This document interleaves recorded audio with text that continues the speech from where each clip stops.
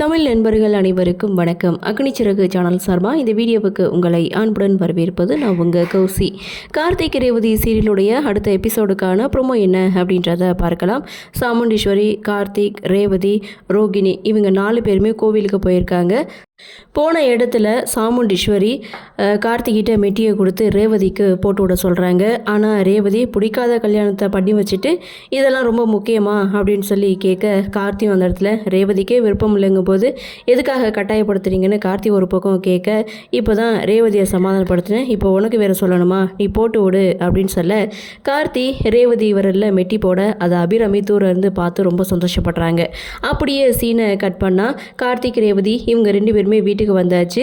So அந்த முறைப்படி செய்வாங்கல்ல, ஆரத்தி எடுக்கிறது, அதுக்கப்புறம் படியில் கொஞ்சம் நெல் எடுத்து வச்சு அதை தட்டி விடுறது, இதற்கான ஏற்பாடு செய்திருக்காங்க. ஆனால் அதெல்லாம் ரேவதி செய்ய மாட்டேன் அப்படின்னு சொல்லிட்டு வீட்டுக்குள்ளே போயிடுறாங்க. எல்லாரும் செம்ம ஷாக்கிங்கில் இருக்காங்க. இதோட இந்த ப்ரோமோவை முடிச்சிருக்காங்க. ஆக மொத்தம் எலியும் பூனையுமா கொஞ்ச நாளைக்கு இருக்க போகிறாங்க. கார்த்தியோடைய மனசை எப்போ புரிஞ்சுக்க போகிறாங்கன்னு இனி நம்மளுடைய எதிர்பார்ப்பு இருக்கும்.